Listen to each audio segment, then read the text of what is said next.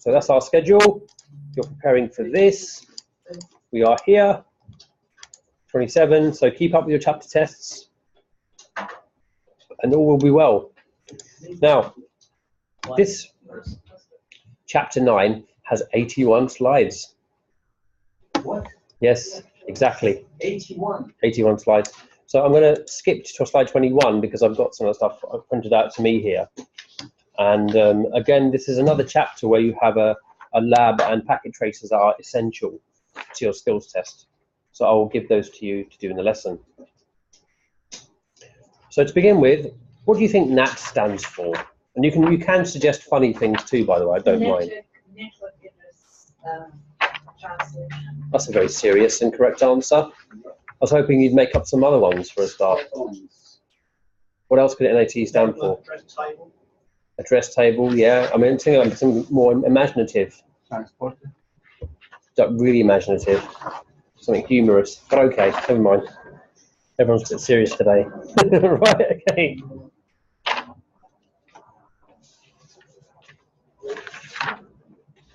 Right. So we have got to show you the learning objectives, which are as follows. NAT does indeed stand for Network Address Translation. Well done, who got that right? You might get a prize from Betty again. Betty's got good prizes giving out these days. It's called his journal. And I won that last week. So NAT operation, explain how NAT provides IP4 address scalability in an SME network. Purpose and function, operation, and advantages and disadvantages. That's your theory stuff. That's your kind of exam stuff.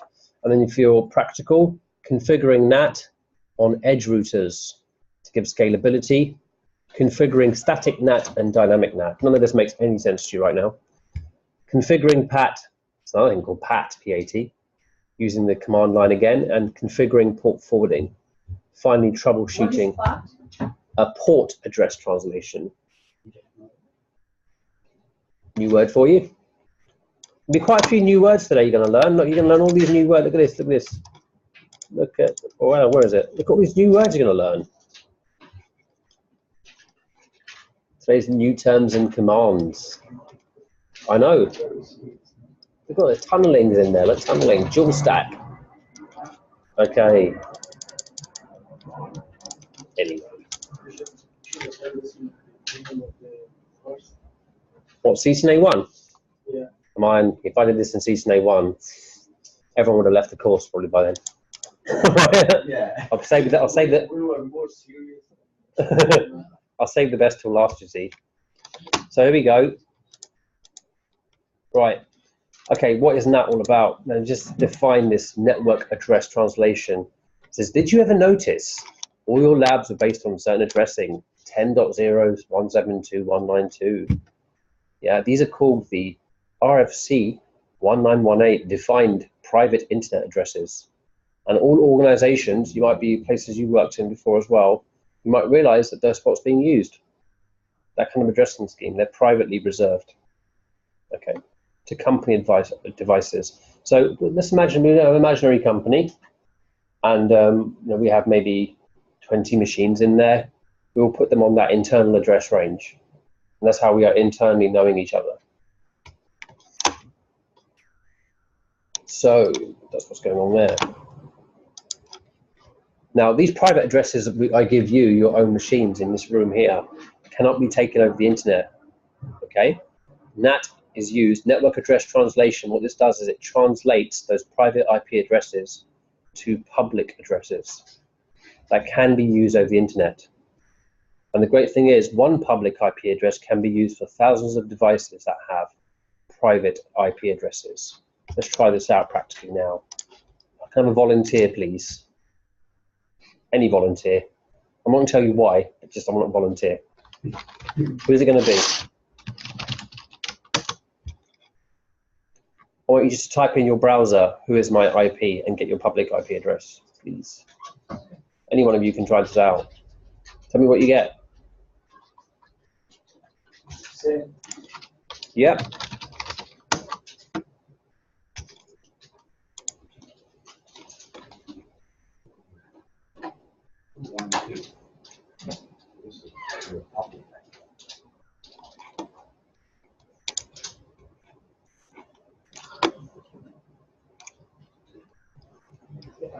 which you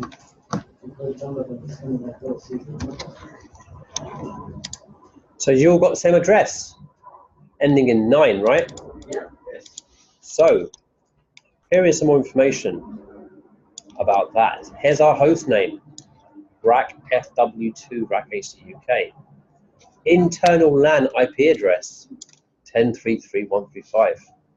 But what you're seeing on the IP address publicly is something else. There's another address you have. As soon as you go out of the internet, out of the college, you have this address.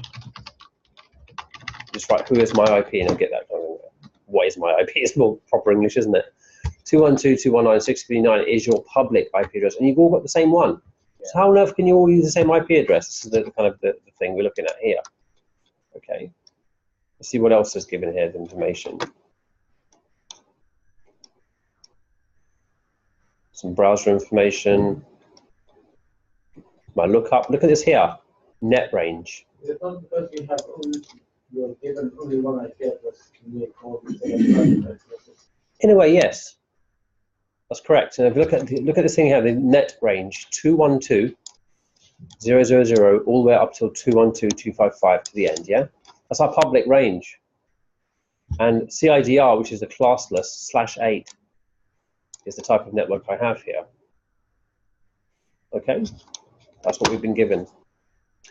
So, what's going on behind the scenes on this?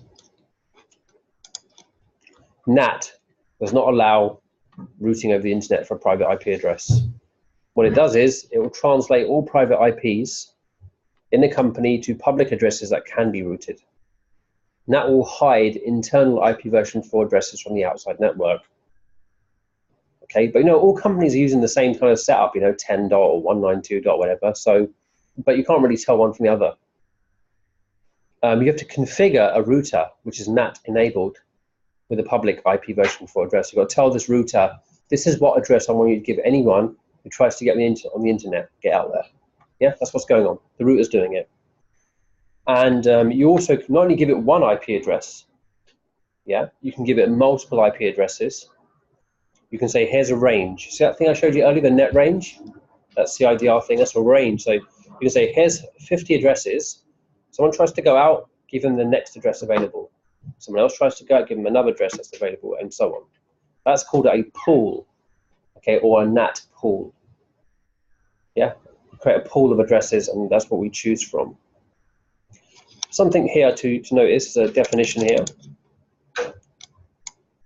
Hello, come in, chaps. You've missed the first bit. When something is on the edge of a private address space and a public address space right there, this is a router of the internet, for example, we call this an edge router or a border router, okay? NAT is enabled on that device, the one that's on the edge or the border of the external world and the internal world. Okay, so that's the kind of one of the key principles of it there.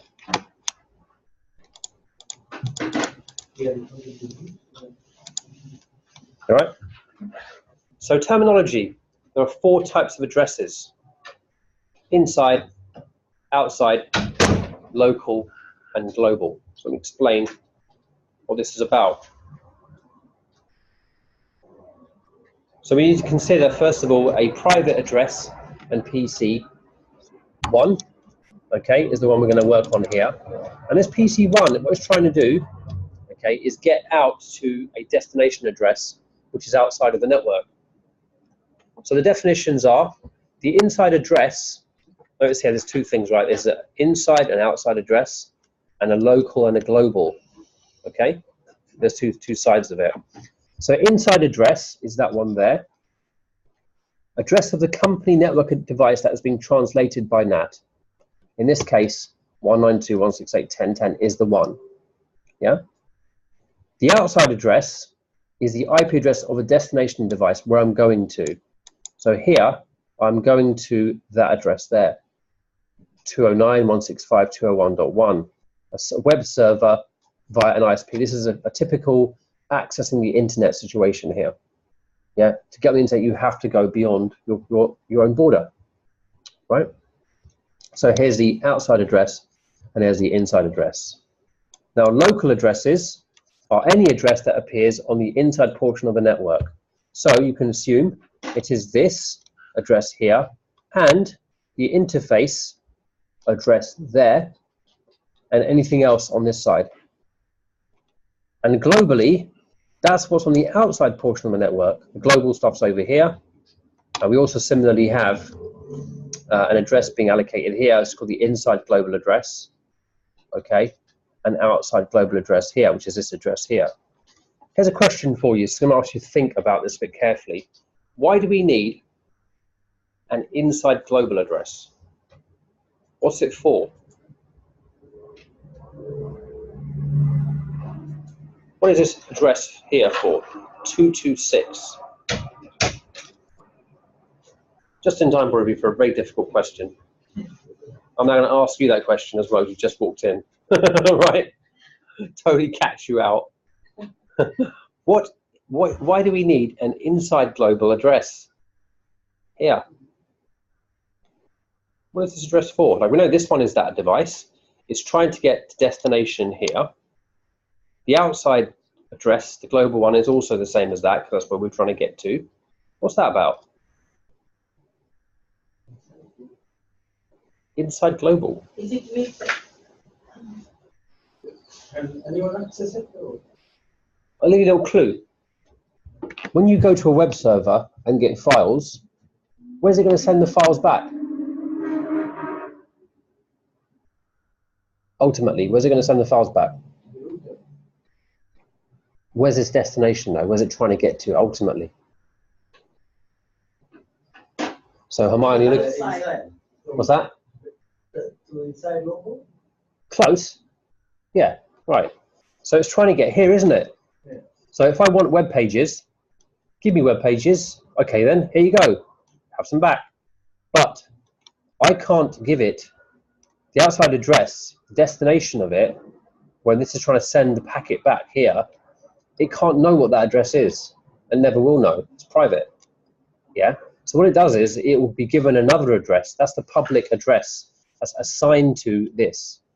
As soon as I go on the internet, I need to have some way of something coming back to me, haven't I? So when I did who is my IP earlier, and we looked at that, right? This thing here, this is the address that the web server's got to send stuff back to. Then, when it comes to the router via that address, the router works out which device actually wanted that in the first place. Yeah?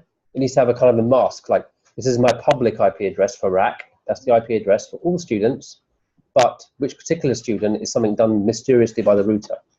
Yeah? And there are ways that that can be done. Where we're all sharing address, but still, how does it get to your machine and not Stuart? And all of us.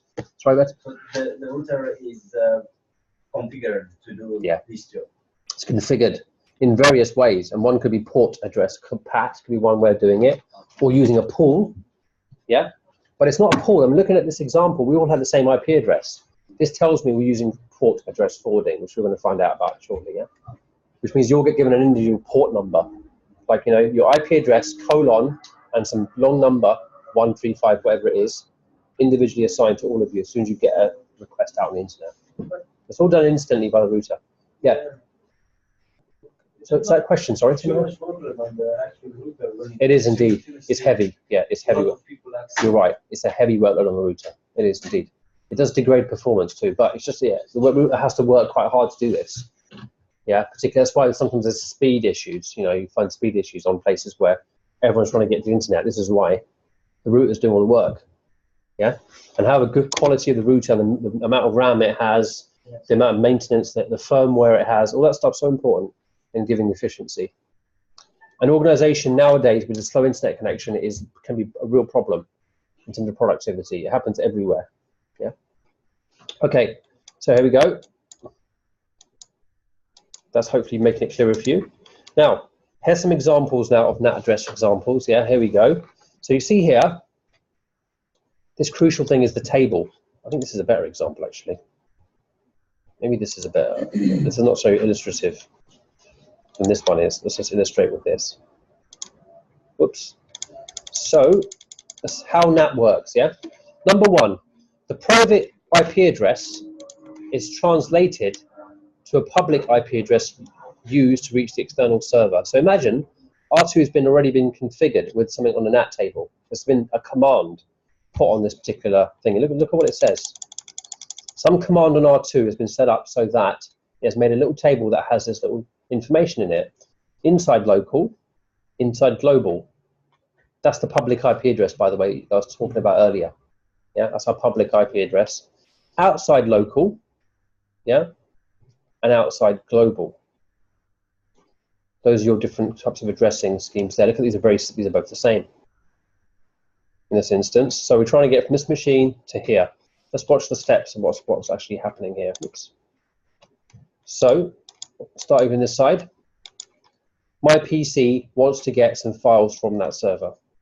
Source address is 1010. SA is source address, okay? It does a quick look up in the table. It goes, right, what's SA's, what's the public address for SA on 1010? And it looks up this information here.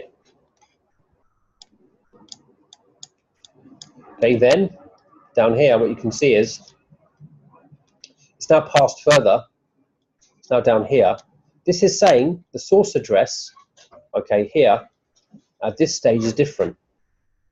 It's saying .226 is where this file is going to be sent back to, not 1010. It's not even going to look at that. It's saying, right, what's your global address? What's your public address going to be? It's this 209 address. Yeah, for the college, it's the one that we showed that on our Whois IP thing. So that's the SA source address there. Okay. Then this happens.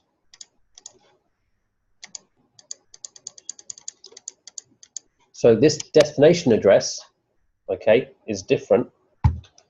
Beg your pardon, it's SA. Yeah, it's a source address. So that kind of address there is going to become the destination. It's like, this is where I want to send things to now, because the file has to go back to that address.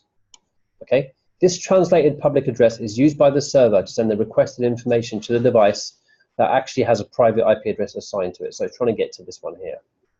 Yeah. 3, the NAT-enabled router consults the routing table to see what private address requested the data. So just like a lookup, really. Just goes like, you know what? Who the hell is 226? And it looks on the table and goes, right, that's actually matched to, once it gets to the R2 router here, and it's safe, it's on the inside border now, it will then resolve and say, the destination address actually is 10.10. Yeah? Therefore, pass on the packet back to where it's meant to be. And these guys have got no idea about that. These two devices have no idea about what the internal structure is. All they know is that public global address is all they're working with. There's not this inside hidden value here. Okay. So there's an example there. Now, there are two types of network address translation. One is called static, and one's called dynamic. And what you need to learn is how to configure both static and dynamic network address translation. There'll be 2 packet tracer activities I'll provide you to do that. So, static address translation, static NAT, assigns only one public IP address to one private IP address. So, in this situation, there are how many students here? 3, 6, 7, right? There's 7, 8 of us here, and me. And all of you, 8 of you, have your own private IP address. Therefore, I could allocate you one public IP address each. Yeah, 1 to 1. That's static NAT. This is commonly used for very special devices, right? Things like servers that need access by external devices, or for things that require access by personnel when off-site, authorized personnel. So all of you can imagine you all got one very important machine and you've all got different tasks. Okay, one of you's got a database server, one of you's got a finance server, one of you's got some kind of a file server, one of you's got the email server each. You're managing your own machine. Therefore, I've got to give you one individual IP address. It's statically configured, and I can control that. And I've got one-to-one address mapping. Why is that so useful, you think, having one-to-one address mapping for those kind of devices? What's the kind of benefit of that? More secure. It is certainly more secure, yeah. What else might there be? It's easy to identify. Easy to work out who's who. So the email's down, phone up for review. Yeah. SMTP is down, FTP is down, get on Betty's case. I know who to talk to, who to fix stuff with. What else is there? Another side of it too. Broadcasting. Yeah, you don't have to broadcast certain commands. True, that's also very good. Okay, the other reason is so that I've got traceability. I can actually fix a problem. If something is down, I know exactly where to go to, not only the person involved with it, but also I can work out which machine it is, and I've got this way of finding out that IP address, and I can do all these little commands and tests, see if I can ping through that address. If I've given you all the shared address, it's much harder to do that kind of troubleshooting. Yeah. So for server, special machines that require special access, or those external device connectivity, that's where you need to use static NAT. Okay. So here's an example of a little PC here. All right, PC4 little machine is trying to get to 226 via SSH. Yeah. And what's happening in the table is the table contains 226, but only allocated to 10.10. So that server 1 machine is enabled, that you can talk to that via a secure line, and you can communicate with it because of that mapping table. Yeah, that's kind of an example of why it's being done. All right, 33. Dynamic NAT, a little bit different now. Here we go. Giving you all an individual IP address, do you think it's cheap or expensive these days? It's going to cost a bit, actually. To buy one IP address is expensive. You have to buy from an ISP, you have to buy per IP address, okay? So we've got this cost implication. So we therefore have a concept of something which is also quite good, yeah, called dynamic NAT. This will give you, you'll buy from the ISP a pool of addresses. You'll say, I want 50 addresses of IP from this ISP, okay? And that's the pool I'm going to make available to my team, my staff, and my servers. So any packet, okay, that comes from a device with a private IP that's going to go out somewhere else is given on a first come, first served basis a new address from the pool, okay? There is a limitation though. If I use them all up, okay, and I kind of run out of them, that's my limitation. If I've chosen 50, I'm limited to 50 and that's it. That's just what limitation it is with this type of network address translation. You can see the pool size here. This pool size is roughly, it shows you have 5 on the pool here, yeah? And this is 1 being used up from 12 only. There's a packet moving right now, right? So if 11 and 10 want one, they'll go on next, and they'll take the next available address while this one's still being used. Yeah, just first come, first served on that one. Okay, now, that's still a little bit limited. As I said, you will have a limitation because you only have so many addresses you can buy in a range. So what if you've got many more devices? This is where we use something called PAT. Is that? Share my hands back. Yeah, exactly. So PAT here, also known as NAT overload, so sometimes that word is used as well, can use one IP address, public IP address, but allow thousands of private IP addresses to communicate with outside network devices. That's what the college is using. Yeah. So the way it works is we allocate you a port number as well as your IP to track your session. Yeah, so when your session is started, remember there's other layers in the OSI protocol, transport, and then there's ones above that, it's like a session layer. That session layer is using port numbers to allocate. Whenever Kumara goes onto Hotmail to look at his email, he gets allocated a port number with his IP, okay, and it tracks the session. Don't wish to make you paranoid, Kumara, but that's what's going on. Okay, right. So that's what we're doing. Let's say here, example of NAT overload. There's just some port numbers right down here at the bottom. You can see how they look. 1555, 1331. And there's various port numbers that are being used throughout the whole chain there. Okay, and you can track that active, what's going on with this. So a bit about how does it work. So PAT tries to preserve the original source port number. So whenever you come in on the port, it tries to maintain the same port number when you go into global side. So say if the port number is already being used, it will give you the first available port number for an appropriate port group. There are 3 port groups there. You can see the numbers. When there are no more port numbers available, it goes up to the next. PAT will move to the next public IP address in the pool if there is one. If you've only got one IP address, it's only got that number of ports available. I think the max is 65,535. You can see it there actually. Those are the ranges, how many you can get. Pretty much a lot of machines, right? If you ever went beyond that, then you have to get another IP address and then so on. But you can see how much money that will save. An organization is largely, in that realm, right? In terms of size and scale of staff. So you're going to be okay.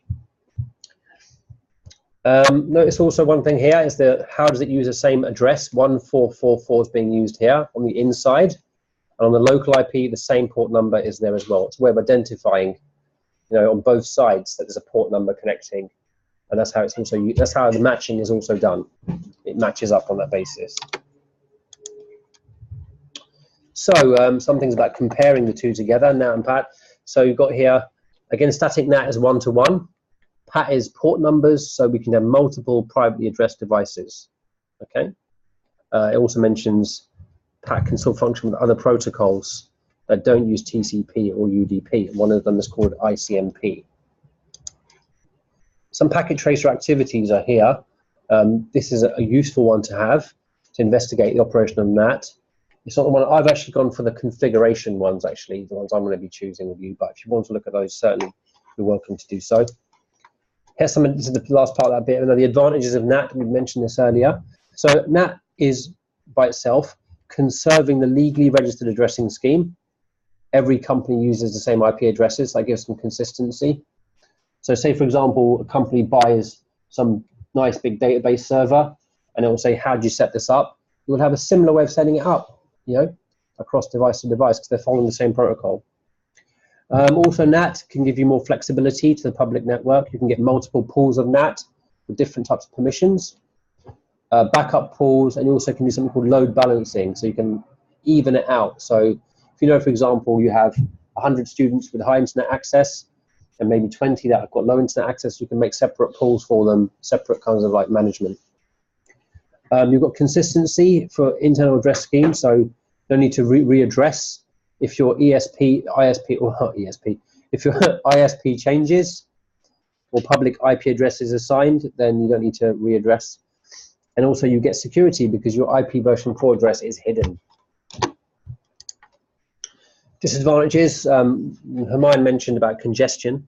So yeah, router is overworking because it's tracking and processing every session. It is degraded performance. Yeah, you'll lose some percentage of the speed transfer. Your functionality is also degraded because you have to translate each IP address within each packet. It takes time. You lose your traceability. You can't fix things directly. So some applications require end-to-end addressing. Say for example, when you try on the college network to try and go to a certain type of service, sometimes it's blocked because you're not given a specific individual IP. It knows you're coming through a port. Static NAT can sometimes be used, with this one here. Troubleshooting can be more challenging. And also something called tunneling. Tunneling is about more to do with wide area networks.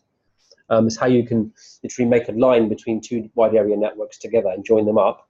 That becomes more complicated. And also TCP connections can be disrupted. All right. Down to the practical bit now, and we'll do something with the machine shortly. So what we'll do is, see where I'm at on the slides here. You're going to be doing these two, slide 53. Right, let's talk about these two here. I'm going to stop around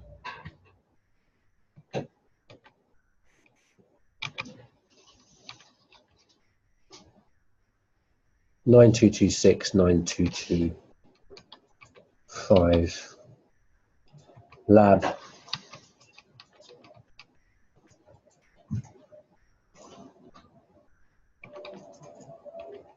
Yeah, let's do both of them together actually. I'll do static and dynamic NAT together, then distribute you the packet tracers for it. So here we go. How do I configure static NAT? So look carefully here. Here are the steps involved. What we do is, step one is we establish static translation between an inside local address and an inside global address. So you see here, this diagram, the inside local address in this example is 254.10, right? And the inside global address is 201.5.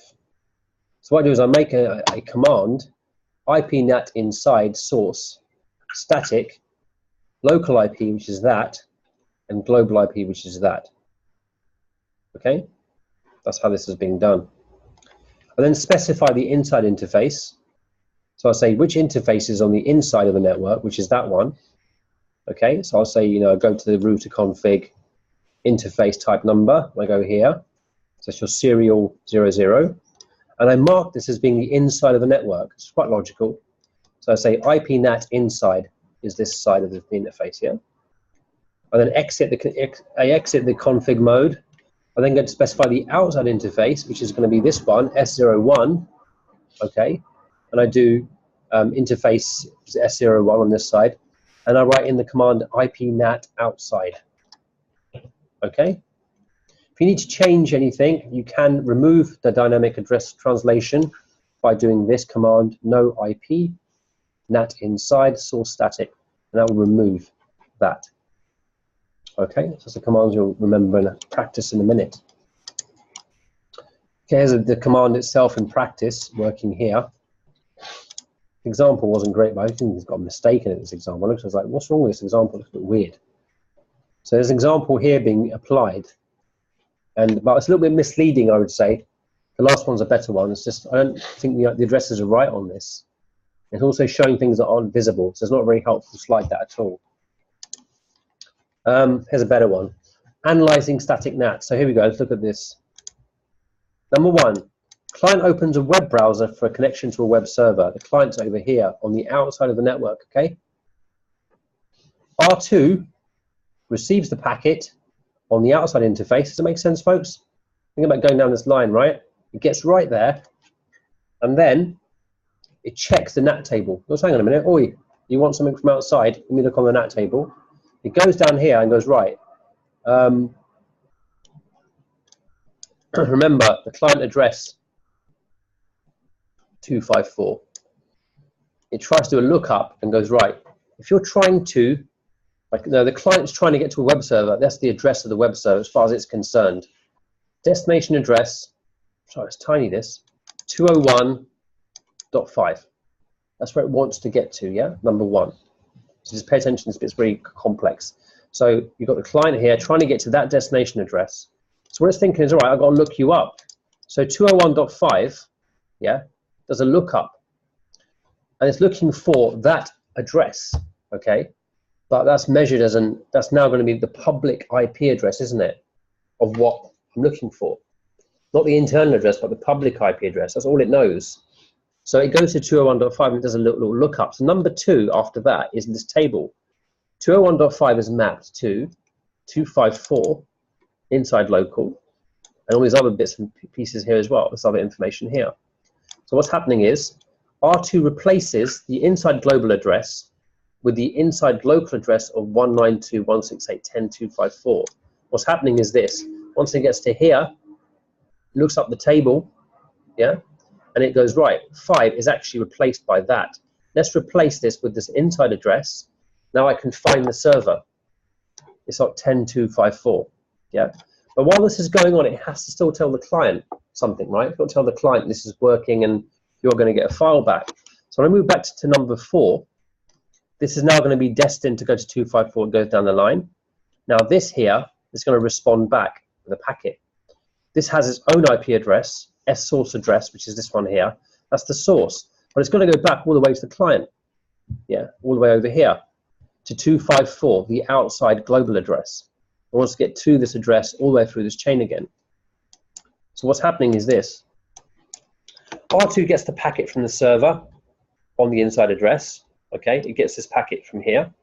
R2 checks the NAT table and translate the source address to the inside global address of 201.209.165.201.5. So you look at 5 and 5A and 5B now. So step back as it goes to here. 5A, the source address is now going to be that global address, because as soon as it leaves here, that information can't be revealed. It's going to say my source is going to be 201.05 and my destination is 254. So the client then receives the packet. So you've got this continuous chopping off the header and replacing it on the packet so that it moves around the network being masked. That's what's going on behind the scenes. Isn't the inside local address and the global address changes every time the client accessing or sending packages, or is it sort of, it will be using the same? And that table is set up as it's just set with those rules in there, yeah? So what the global address is going to be, I mean, what's the matching? The 254 here, inside local, all these devices that are here are like a list, yeah? And they all might have the same global address inside, with different ports. They might have different global addresses. There's a variety of setups it can have. But the crucial thing is, once it goes beyond these border points, it changes the source and destination, always masking that source address, original address, yeah, as it goes back again, because it has to get a receiver back. It goes out, and it also has to return back again. And the whole time, this thing is not really revealed to this side of the network. Yeah. One of the reasons why is, if I knew my router configuration very well and I wanted to target that machine because it contained tons of bank details on there and credit card information, all I've got to do is get to R2, yeah, and then simply via R2 I can cloak myself and pretend I want something from the web server, yeah, and in doing so, once I've got past this and infiltrated this, I can just, if I knew this IP address, I could pick out that server directly and do something with it via the router. There's things you can start, you know, mucking around with. That's the dark side, though. We're not going there. Anyway, verifying static NAT. So to check things are working okay, here's some commands. Show IP NAT translations and show IP NAT statistics. The first one shows you the whole NAT table. The second one shows you how many connections and translations have happened, which interfaces are involved. There's two commands there for you to remember. So now, configuring static NAT.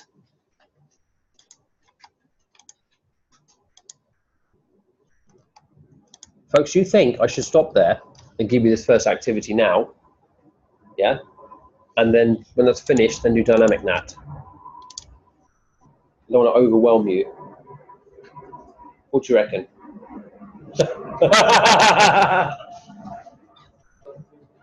Just pause here and release this first activity so you understand static NAT and do it, yeah? And then dynamic NAT, I'll just do a bit after that. What say? That sound reasonable? Or I can just go on with dynamic NAT. If you can take a bit more, then you can just go through the activities to get one by one. There's about 3 slides on it. What's that?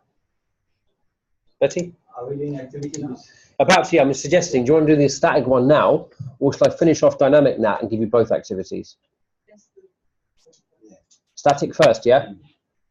All right then. And that's what's going to happen.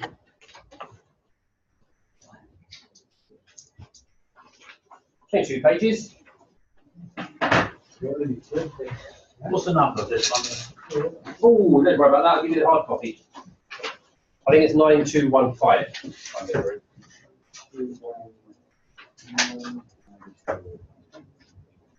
Right. 9225. I think it's like 92. Dynamic is 9226. 9211. I think so. That package ratio activity. No, it's 9214. Sorry. There you go. 9214. Oops, is the first one. Let's see how you go. There you go. Everyone got one. Great, I'll do the register now. Whew.